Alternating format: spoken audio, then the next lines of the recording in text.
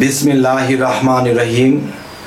हे समस्त जगतबासी, आज आमी शामीम आली चिश्ती आपनादेर सामने जे आलोचनाटी निये हाजिर हलाम से आलोचनाटी हलो जे आमरा एई पृथिवीते जा किछु जेने एसेछि, जा किछु बुझे एसेछि, अनेक किछु विषय आमादेर जाना बाकी, बोझा बाकी।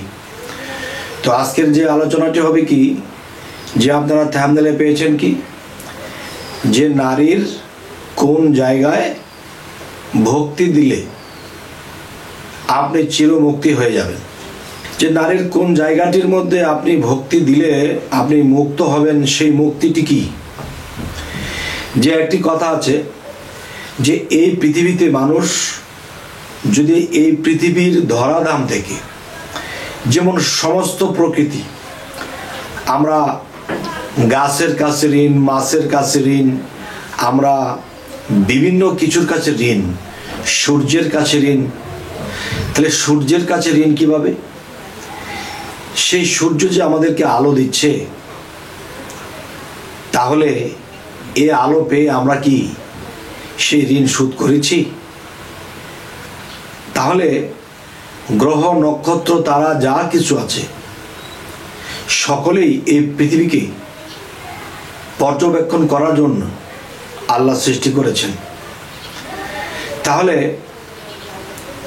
चंद्र सूर्य तारा नक्षत्र समस्त ग्रह सबार काছে কিন্তু আমরা ঋণী, কিন্তু ঋণী তখনই থাকবো না যখন আল্লাহ আমাদের উপরে সন্তুষ্ট হবে এবং আমরা মন থেকে অনেক কিছু ত্যাগ দিতে পারবো, তখনই আল্লাহ সন্তুষ্ট হবে। তবে সবচেয়ে বড় সন্তুষ্টের বিষয় আরেকটি হলো, দেখেন যে নারীর কোন জায়গায় কোন স্থানে আপনি ভক্তি দিলে আপনি মুক্ত হবেন। আর সেই মুক্তটি কোথা থেকে? এই ধরাধাম থেকে মুক্ত হবেন। দেখেন মানুষের মধ্যে যে ৬টা রিপু আছে, এই ৬টা রিপুর মধ্যে প্রথম রিপুর নাম হলো কাম। তাহলে বাকি যে ৫টা রিপু আছে ওই ৫টার মাস্টার হলো কাম। যেমন কাম, ক্রোধ, লোভ, মোহ, মায়া, মাৎসর্য। তাহলে দেখেন একটা শিশু যখন ছোট থেকে বড় হয়, তার যখন ১ বছর ১.৫ বছর বয়স হয়, তাকে আপনি এতগুলো চকলেট দিবেন, সে নিয়ে নেবে। আর এতগুলো স্বর্ণ দিবেন, সে নেবে না। আচ্ছা, এটা বোঝে না, আমি সে চকলেট চিনি। তাহলে তার মধ্যে কামও নেই, তার মধ্যে সেই জ্ঞানের শক্তিও উদয় হয়নি। আর জ্ঞানের শক্তি উদয় হয়নি বলে সে চকলেট চিনেছে, এটা খাওয়া যাবে, স্বর্ণ কি খাওয়া যায়? তাহলে আমি বলবো মানুষের জীবনে যখন কামটা আসতে থাকে তখন তার চতুর সাইড জ্ঞান খুলতে থাকে। তাই আমি বলবো যে আমরা এই পৃথিবীতে যে বেঁচে আছি, কেন বেঁচে আছি? যে আল্লাহ কি বলেছে, ওয়াল্লাযী খালাকাল মাউতা ওয়াল হায়াতা লিয়াবলুওয়াকুম আইয়াকুম আহসানু আমালা ওয়া হুয়াল আজিজুল গাফুর। অর্থাৎ আল্লাহ কি বলেছে, আমি মানুষের মৃত্যু ও জীবন সৃষ্টি করিয়াছি পরীক্ষা করার জন্য, তোমাদের মধ্যে কে কর্মে উত্তম, তিনি পরাক্রমশালী ও ক্ষমাশীল। তো আজকের যে বিষয়টি অবশ্যই পুরোটি ভিডিও না দেখলে বুঝবেন না যে আপনি যদি এই পৃথিবী থেকে মুক্ত নিতে হয় তাহলে আগে নারী শক্তিকে আপনার ভক্তি করতে হবে। যেমন আমি আপনাদেরকে একটি কথা বলবো, হাদিস শরীফে এমন কথা বলেছে যে একজন মানুষের যদি নাফস ঠিক না থাকে বা ধ্বজভঙ্গ থাকে, সেই ধ্বজভঙ্গ ব্যক্তির দ্বারা ইমামতি হয় না। তার মানে কি? তার পুরুষত্বই নেই। আর একজন ইমাম তার সর্বদিক দিয়ে ঠিক থাকতে হবে। তাহলে বোঝা গেল কি? তাহলে মানুষের জ্ঞান খোলে এবং পুরুষত্ব ঠিক না থাকলে তার দ্বারা ইমামতি হবে না। আচ্ছা, ঠিক এবার আসবো, এই ধরাধাম থেকে আমার মুক্ত হতে হলে কি করতে হবে? কামকে বিনাশ করে দিতে হবে। এটা আধ্যাত্মিক বিষয় যে কাম আপনার মধ্যে আছে, কিন্তু আপনার থেকে বহু দূরে রাখতে হবে। কাম যে আপনার সাথে আছে এই ভাবনাই থাকা যাবে না। আচ্ছা, এখানে একটা বিশাল ত্যাগ বা কুরবানি বিষয়, যে সেই ভক্তিটা কোথায় দিবেন, নারীর কোন স্থানে এই ভক্তিটা দিবেন। আর যেই দিন আপনি সেই ভক্তিটা দিয়ে দিবেন, সেদিন থেকে আপনি নারী হয়ে যেতে হবে। যদিও পুরুষত্ব আপনার সাথে থাকে, তারপরেও কিন্তু আপনি নারী হয়ে যেতে হবে। যেদিন সেই ভক্তিটি আপনি দিবেন, সেদিন থেকে আপনি মুক্তগামী হবেন, যদি আপনি এই ভক্তির যে মান, এই ভক্তির যে কিছু কৌশল, এই ভক্তির যে কিছু নিয়ম, এগুলো যদি মেনে চলতে পারেন, তাহলে চিরতরে আপনি মুক্ত হয়ে যাবেন। সেই মুক্তটা কোথা থেকে হবেন? সর্বপ্রথম মুক্ত হবেন আপনি কাম থেকে। যে কাম আপনাকে স্পর্শ করবে না, এই কামের দেশে আপনি যাবেন না। তাহলে যারা দাম্পত্য জীবনে নতুন বিবাহ করেছে, তাদের পক্ষে কি এটা সম্ভব? তাদের পক্ষে কি এটা সম্ভব? অবশ্যই সম্ভব নয়। তাহলে দেখেন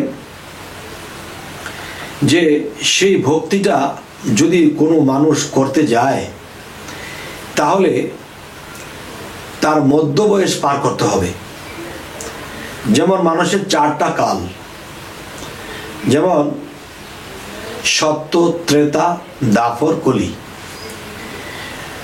সত্যতে শিশু, ত্রেতাতে রাম ধনুকধারী, দাপরে কৃষ্ণ বংশীধারী। তার মানে দাপর হলো আপনার মধ্যকালের ঢালে চলে যায়। যখন কলি, তখন কিন্তু বৃদ্ধা। তাহলে একটা মানুষ সারা জীবন সংসার করেছে, স্ত্রীর সাথে সংসার করেছে, চলেছে ফিরেছে, তো এখন এই সংসার করা তার ঠিকই থাকবে, সামাজিক তার সবই ঠিক থাকবে। কিন্তু সে যদি ভাবে যে আমি এই দেহ থেকে যেদিন আত্মা বের হবে, এই আত্মা যেন আর কোনোদিন কোনো দেহের মধ্যে আর না আসে, আমি চিরমুক্ত হয়ে যাব, তাহলে এই চিরমুক্ত হতে হলে আপনার কাম থেকে মুক্ত হয়ে যেতে হবে। তখন আপনার মুর্শিদ আপনাকে সেই নিয়ম কানুন দিয়ে দিবে। দেখেন একটি বিষয়, সেই ভক্তিটি করতে হবে কোন জায়গায়? আপনার বাপ দাদা এবং আপনি যেই রাস্তাটা দিয়ে পৃথিবীতে এসেছেন, তাহলে সেই রাস্তাটার মধ্যে আপনাকে ভক্তি করতে হবে। আর ভক্তি এমনভাবেই করতে হবে যে, হে আল্লাহ, যেই রাস্তাটা দিয়ে আমার বাপ দাদার পূর্বপুরুষ এসেছিল, সেই রাস্তা দিয়ে আর আসবো না। তাহলে সেই রাস্তা দিয়ে আপনি আসবেন না, মুখে বললেই হবে। তাহলে এখানে কুরবানি আছে, ত্যাগ আছে। সেই ত্যাগটা কি? সেই ভক্তি করার পরে আপনার স্ত্রী আর আপনার স্ত্রী রূপে তাকে দেখতে পারবেন না। সেই স্ত্রী আপনার হয়ে যাবে কি? মায়ের চরিত্রে তাকে দেখতে হবে। তখন আর আপনার স্ত্রীর কল্পনায় তাকে দেখা যাবে না। একসাথে চলবেন, ফিরবেন, খাবেন, কিন্তু সেই জায়গায় আর যেতে পারবেন না। পুরুষত্বের বা যৌবনের চাহিদা নিয়ে সেখানে আর যেতে পারবেন না। তাহলে সেদিন থেকে আপনার স্ত্রী আপনার মায়ের ভূমিকা পালন করবে। মায়ের গলা ধরে যেমন বাচ্চা এটা সেটা চায়, এটা সেটা করে, ঠিক আপনি ওর বেশি আর পারবেন না। যদি আপনি এই কাজ করতে চান বা সেই যৌবনী চাহিদা জন্য সেখানে যেতে চান, তাহলে খবরদার সেখানে ভক্তি করবেন না।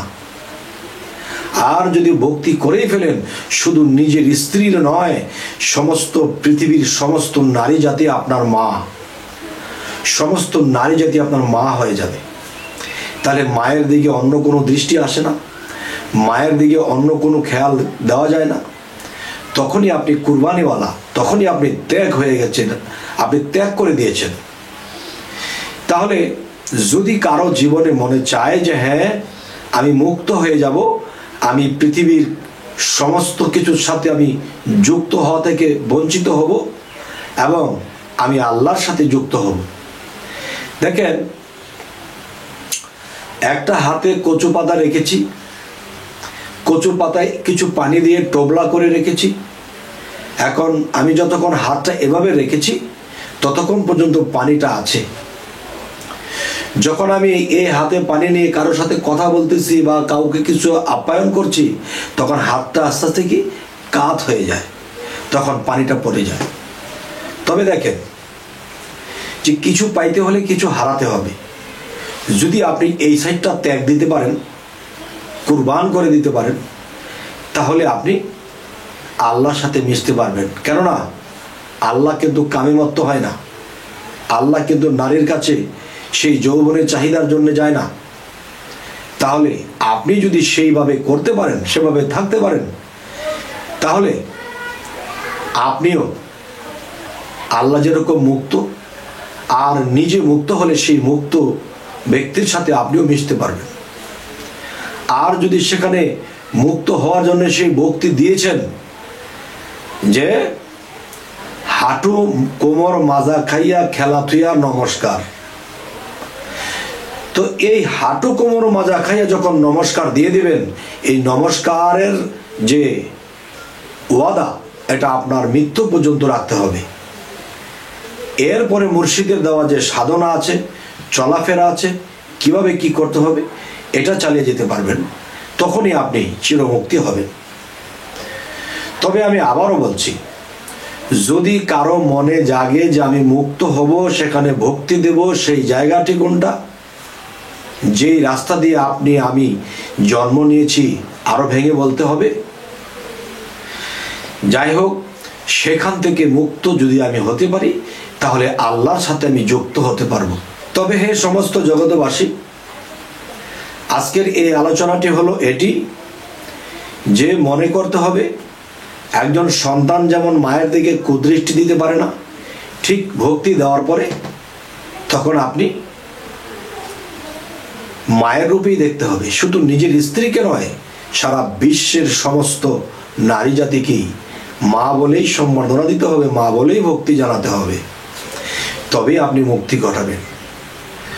তবে হে সমস্ত জগতবাসী, আজকের এই আলোচনাটি আমার অন্তঃস্থল থেকে করলাম, এবং সামনে কি ধরনের আলোচনা চাইছেন তবুও জানাবেন। তো আমাদের চ্যানেলটি যদি ভালো লাগে সাবস্ক্রাইব করে নেবেন। সকলে ভালো থাকবেন। আল্লাহ হাফিজ।